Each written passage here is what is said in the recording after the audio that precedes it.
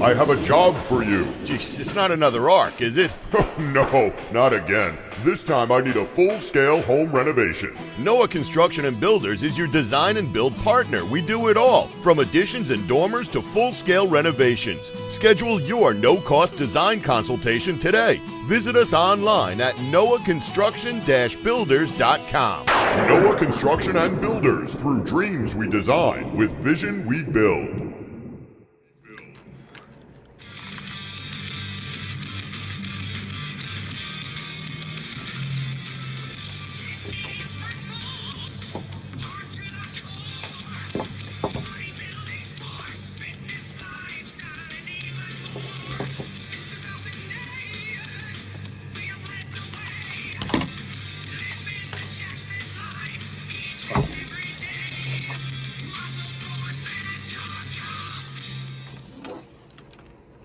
And welcome to MuscleSport Media Live right here on WGBB Radio.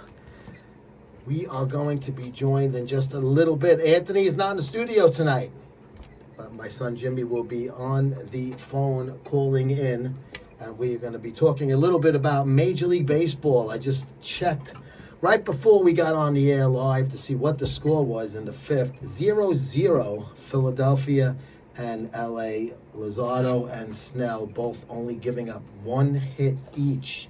So pretty good pitching matchup over there in a ballpark where there's usually a lot of runs being scored. But definitely want to give a double shout out. You just heard the commercial. Make sure you check out the guys at Noah Construction-Builders.com. No job too big nor small for our buddies over at Noah.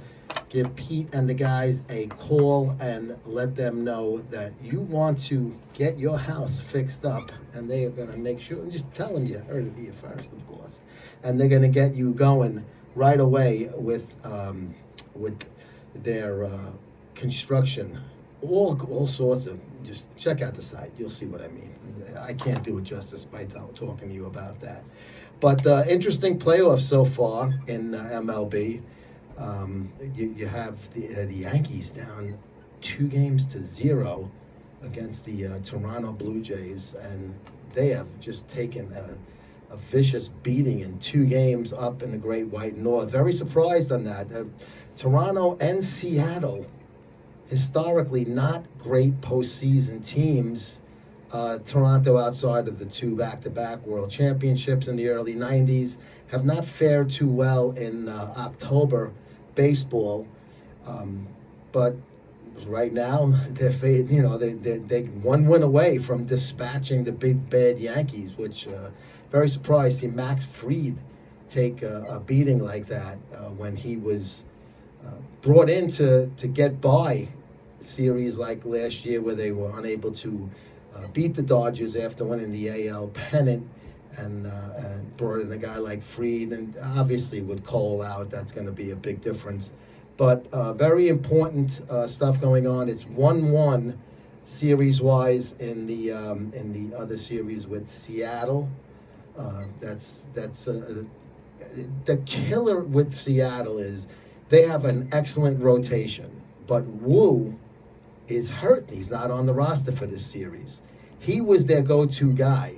Every start in the year, 6 or more innings for Wu, and he is going to be missing this series. They're 1-1 with the Detroit Tigers, but the Tigers could have easily had it 2-0 with their ace Skubal on the hill after winning a game, and who am I to say that this is the one who filled me in on that next morning? Jimmy, what about that Seattle series that is 1-1? It could be easily be 2-0 Detroit, right? Yeah. Detroit, they took game 1 in extra innings, throwing out a bullpen game mostly, and then game 2 with Skubal going on the mound. He pitched really well, apart from giving up 2 solo home runs to Jorge Polanco, second base. But the Mariners were able to overcome. The Mariners were held on 3-2 after Torkelson stopped in the 8th. And, Detroit's probably going to be kicking themselves for that, losing Skubal start of the series. Yeah, I mean those are the ones. Same thing with the Yankees. I just right before you got on, I was talking about Fried was brought in to win games like that. Obviously, a big money deal. He had a fantastic regular season, and he gets just lit up by the Toronto Blue Jays yesterday. But I started the show talking a little bit about I checked right before, and it was in the fifth, 0-0. Both pitchers, Luzardo and Snell, only giving up one hit each. You're watching the game. I couldn't pull you off of the TV. That's why you're calling in. But it kind of helps us because you could kind of give us live updates in case something happens. So how's that game look so far in a ballpark where you expect, big runs in a place like Citizens Bank? Yeah, still 0-0 midway the mid-sixth inning, so heading to the bottom of the sixth. Both teams just one hit each. Pretty amazing. Listen, in the playoff, pitching wins. I don't care how many home runs Schwarber hits, how many home runs Ohtani hits. Pitching is always has been, and even like we've spoke about it since the playoffs started. It's other than the Dodgers Red Series and now the Yankees Blue Jays. It's been a low-scoring postseason, even in the AL. I mean, what do you attribute to that? Do you have a theory of anything? Why? I mean, not every team was set up to have their aces start, right away. I don't know. I mean, some of it could just be early postseason nerves. I mean, there are a lot of new faces in the postseason this October that weren't last year. So maybe just, a little bit cold, a little bit, maybe not ready to meet the moment, but we'll see. I mean, the Blue Jays offense is certainly alive. The Brewers put up 9 in game 1 of the NLDS. So yeah, I forgot about that. Yep. The Brewers really gave it to the Cubs, and teams like I was saying earlier, Toronto and Seattle, historically not great in the postseason, at least in the past 15 years or so. Milwaukee is another one that seems to get there every year and get an early exit. But who knows? I mean, they had a lot of rest, really, if you think about it. They wrapped that up kind of early, and it's somehow, right, the top seed in the NL. I mean, that was really unexpected. And I think also what surprises me is the Phillies are second, not even LA, The Phillies are the first. Oh, the Phillies are, okay, my mistake. Good, thank you for correcting. I thought Milwaukee was first. But I was kind of, I should have realized that because of who they're playing in this round.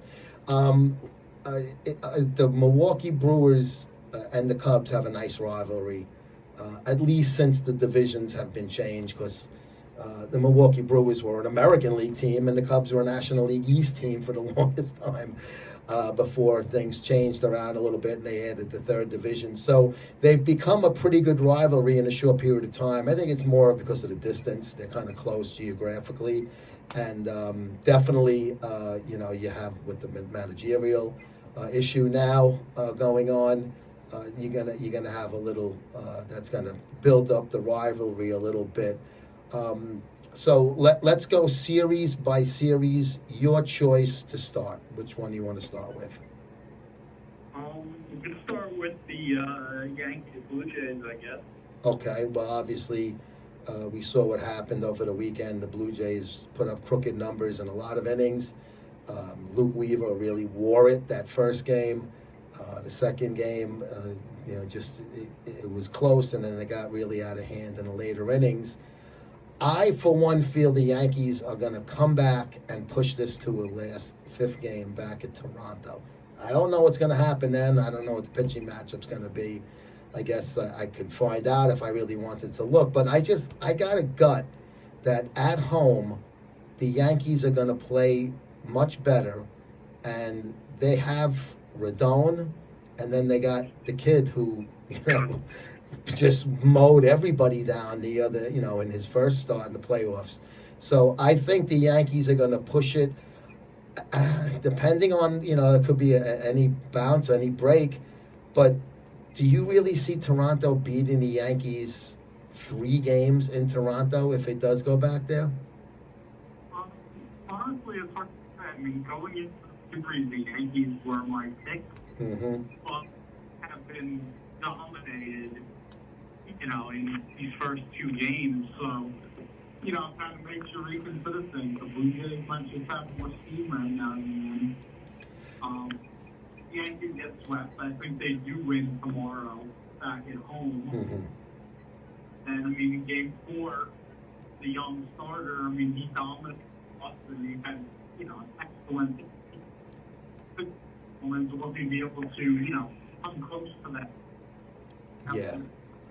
Yeah, your phone is breaking up a little bit, just to give you a heads up. I don't know if you can move a little bit. I'm really surprised the Yankees played as lousy as they did. The Red Sox were their Achilles heel all season long. They, took care of business quick and easy with them. And then they go to Toronto, who, again, was rested and had, they could get everything, start with their number 1, with Gausman. And I'm a little surprised the Yankees played that bad, and I think they're going to have a little bite and a little fight in them once they come back home. But again, it's going to be hard to win 3 in a row. But the famous Derek Jeter flip play, they were down 2-0 to the A's when they that game. And that kind of changed the outcome of that series. That famous Jeter flip to Posada and Jeremy Giambi coming in, standing up, and got out at the plate. And Yankees, again, of course, go on to win it all after almost getting bounced in the first round. All right, so that's that series. Let's shift over to Motor City. They split them up in the great Northwest, and they go to Comerica Park, where Detroit had a great year and had a lousy end of the year, kind of like the Mets, but they fixed it at the right time and got themselves righted. And here they are, 1 up against a very formidable Seattle team without their best pitcher, though. So I think, in my opinion, now it's a best of 3. I got to look at the pitching matchups again. Seattle still has good pitching, but I think Detroit might have the upper hand because Wu is out, even with that Scooble, like you said earlier. How do you feel about this series shifting to Detroit now? Yeah, I think with 3 games left to go, it's the best of 3 at this point, essentially. Detroit probably has the upper hand because they'll be able to squeeze 1 more start adding Scooble.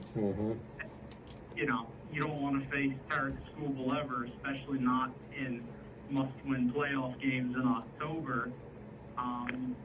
Injury to Brian Wu is a big deal for Seattle. They still have great pitchers in, George Kirby, Gilbert, Luis Castillo, but Wu was just the bedrock of that rotation. Every single outing, you could just pencil him in for 6-7 innings, only giving up 2 runs. Yeah, huge loss. Tough thing to not have in October. Yep, and Detroit's really not that deep with their staff, so even though they technically have home field now because they split on the road, that's the whole thing. You got to at least win 1 on the road, and then you kind of get home, even though that last game is back on the road. But I don't know.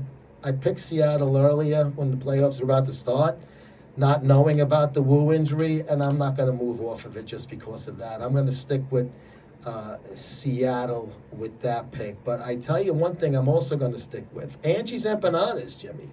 2-time Best of Long Island winner. And once again, in the running, you can vote every day up until December 15th. So let's show some support for Angie and Mo. Food truck has built a loyal following all across the island, traveling to events and farmers markets. Owners Angie and Mo bring their mouth-watering flavors to hungry customers at a much better price than Comerica Park, I'm sure, too. Their commitment to high-quality, local source ingredients has made them a must-try favorite. Open Friday, Saturday, and Sunday at a local festival market or festival or market. Websites, Angie'sEmpanadas.com, at Angie's Empanadas of LILLC on Instagram. Check out their site, see where they'll be. The weather is still beautiful. We have, today we felt like the 4th of July, the way the weather was. So Angie's Empanadas will be around, during this beautiful season. And you could even ask them to come by your event. Maybe you're having some nice early fall event and you want to have the food truck there. Check them out. And don't forget to vote for them for the best of 4 Leafs, best of Long Island. So Detroit Tigers. So what do you think that Seattle is going to prevail against Detroit? Going into the series, I picked Seattle. Again, similar to you, not even realizing Wu would be left off the roster. I guess I'll stick with them. Just, I think they're a fun team. I think they're, maybe ready to win. Yeah, and we didn't even mention Cal Raleigh, who a potential MVP. Him and Judge is between the two of them. 60 home run hitting catcher is something that's very, very, out of the ordinary and never happened before. So it would be fun to see a team like that. They got a great fan base. That stadium is really a big improvement over their original Kingdome, which was atrocious. So I'd like to see Seattle, go somewhere in these playoffs. And like that, Raleigh, he did something no catcher has ever done before. He had maybe the best season by a catcher ever. Yeah, and arguably easy. Now the Wu thing, are you familiar with the injury? Is it something that he's going to be back next series if they're still here? It was a pectoral injury. I don't know exactly what the timeline is on that. If they said, we think if we make it to the CS, they'll be back, or some rest. Just Unfortunately, injuries are a part of the game. We all know that, and for Seattle, they're going to have to get there without their top guy, but hopefully he'll be back. Let's slide over to the senior circuit. And what's the score now with the Phillies? Still 0-0? Still 0-0, but the Phillies have 2 on with just 1 out in the bottom of the 6th. Wow. So the pitching is still in command at Citizens Bank Ballpark. Everybody's preseason pick was LA Dodgers. They, of course, they're, all the superstars, all the household names, defending World Series champions. Yes, it's hard to go back to back, but baseball is one of those sports where it's happened a lot of times. The Yankees are the one that's done it so many times over the years. What do you think is going to happen in this series with the Phillies and Dodgers? Do you think the Phillies they really are a very loaded team, and they're playing really well at the end of the year too? Do you think that that extra rest gets them past LA? Honestly, no. As good as the Phillies are, they've been a mainstay in the National League playoffs these last, 4 years or so at this point. I still just think the Dodgers are too loaded. When you've got Ohtani and Betts and Freeman and Muncy and Teoscar Hernandez, and pitching side, you've got guys like Snell and Glasnow and Yamamoto. It's just tough to beat. They really are one of the deepest rosters you'll see in recent memory. Yeah. I feel that way too. If Wheeler was healthy, it might be a different story, but he's not. So again, I'm going to lean on my pitching wins in October and the Dodgers. Even though Philadelphia does have not a bad rotation without their ace, they've had guys like Taijuan Walker step up and have very good seasons for them. So they're not going to go out there and just throw nobody out there. They're going to put capable arms on the hill. But I still feel at the end of the series, the Dodgers are going to prevail.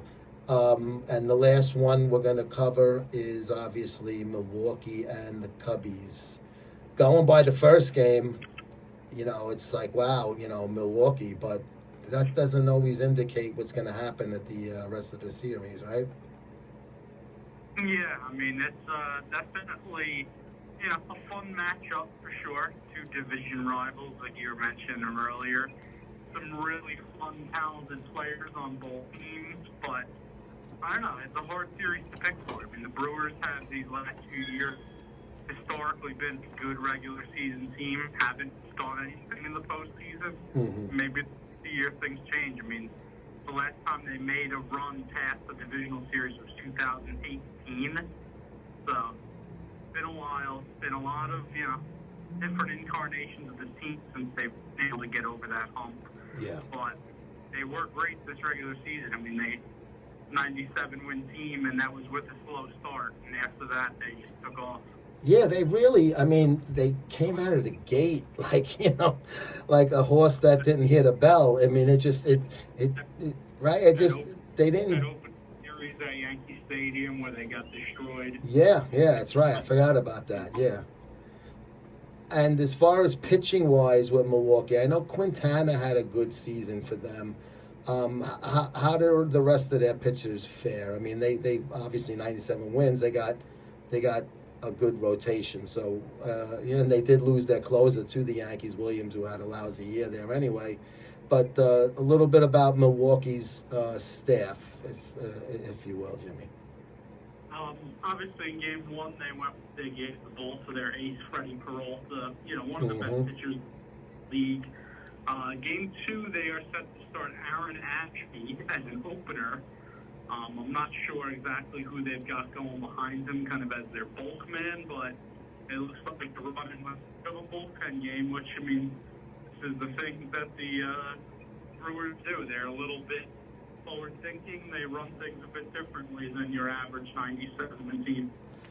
I'm a little surprised that Quintana didn't get the nod here because, you have a bullpen game after a beating like that. Don't you want to come out and kind of establish dominance? And a bullpen game doesn't really. I know the Dodgers were kind of forced last year into that late in the season because they didn't have any healthy pitchers, and they did have an abundance of good middle guys that were able to come in and do well for their 2 to 3 innings. But do you think it's a little odd to have, because the Cubs have good starting pitching here. The first Game 1 aside from the beating, that's a team that kind of got there with a steady staff. And the next game, I don't know how do you pronounce the Japanese pitcher's name? Shota Imanaga. The left-hander. This guy's good. He's a good pitcher. I mean, Talon's a good pitcher. So the Cubs, to me, they're trying to get there with their pitching.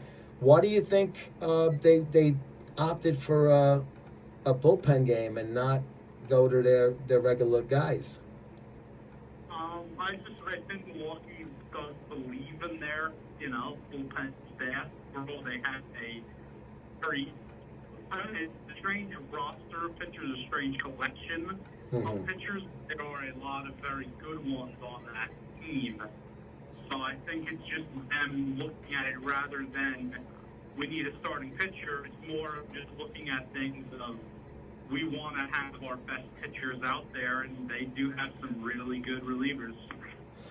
Yeah, I mean, I guess if it's one of those things where if the opener's not doing it, you could, technically bring a starter in to do the bulk, like you said.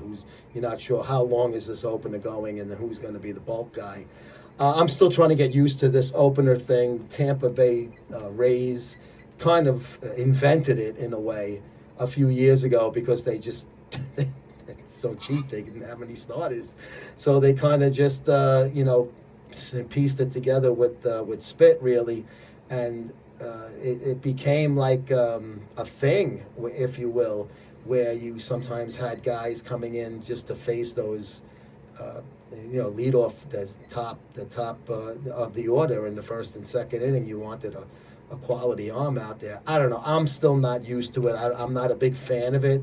I think it's only good to use when there's a last-minute injury or a double-header type of situation. I'm not a big fan of the opener. What is your opinion about it? It's never been my preferred style. I do think at the end of the day, these guys aren't robots. They're not interchangeable cogs. Some guys are built to pitch in the 7th or 8th inning, not the 1st or 2nd. Mm-hmm. And it seems silly because it's pitching, but relievers who have spent their whole careers coming into games late, having to, go after guys when they're fresh or at the beginning of the game, it's a big change and it's a big risk to take in October. Yeah, I mean, I think it's a little, I think keep it simple, stupid kind of thing. And obviously relievers usually are in the set position, not the wind up. Is that big of a difference? No, but it's also, it's kind of habit. And so if you have a pitcher who's not going to do the wind up because he's a reliever and he's going to come in and be in the set from pitch one, I don't know. To me, it's a little different, and I don't know how good it really does. I don't know. I don't have stats to show either way. Has the openers over the seasons been beneficial, more or less, or have they been? It's probably a 500. If I'm gonna just take a stab at it, that it's worked out half the time and it's not. I don't know. Listen, you win 97 games. You got Peralta aside, he's excellent, but they got other pitchers on that team, right? I mean, besides Quintana, who else is their starters? It's just escaping my head right now. They had Brandon Woodruff, but he is yes, out. He's hurt now. Yeah. Roster. Woodruff had a nice bounce back year. Yeah. Time with injuries.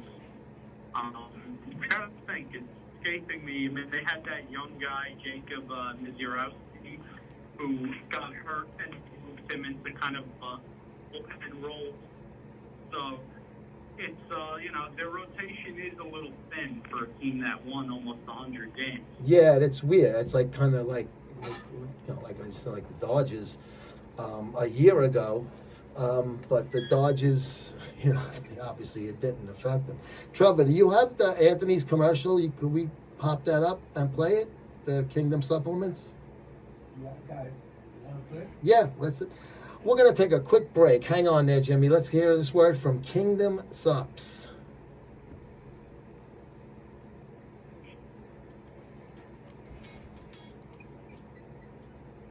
Welcome to Kingdom Supplement, a nutrition supplement company dedicated to help you achieve your health and fitness goals. We believe that everyone deserves to live a healthy, vibrant life, and we are committed to providing you with the highest quality supplement and nutrition product to help you get there. At Kingdom Supplement, we understand that nutrition plays a critical role in overall health and wellness. Whether you are an athlete looking to boost your performance, a busy professional seeking to improve your energy and focus, or simply someone who wants to lead a healthy lifestyle, Kingdom Supplement has something for you. Our team of experts is dedicated to providing you with the best possible customer service and support. We are always available to answer your question and offer advice on how to make the most of our product. Visit us at the website at kingdomsup.com, on Instagram, Kingdom Supplement, on TikTok, Kingdom Supplement, and conquer your workout. And that was the ladies' man. Trevor giving us the Kingdom Sups, S-U-P-P-Z. It's Z.com. Make sure you check out Kingdom Supplements on Instagram and their website for all your. Jimmy, the Yankees need a little Kingdom Supplements pre-workout for the game now. These guys, they need to wake up. What do you think? Like Volpe? You think if Volpe took some of that, he might get a hit in one of these games? They might need it. Need it. Any update with that Philly Dodger thing? Did they put anything across? Philly did not get anything across, but the Dodgers have 2 in scoring with 1 out right now. Oh. So. 2 in scoring position went out, so all they need is a deep fly ball to get on the board. I still can't believe how we had so many games. I thought it was one of the higher scoring seasons, regular seasons, just league wide. I'm not talking any specific club. I mean, you look at the out of town scoreboard when you're watching a Met game or something, and you're seeing these 12, 9, 8 teams scoring 9 runs in an inning. Was it just me, or did it seem like this season there was a lot of offense? Yeah, a lot of teams are doing it against the Mets. Yeah, especially in that last month. I mean, you had, 5 guys with 50 or more homers this year? Wasn't that?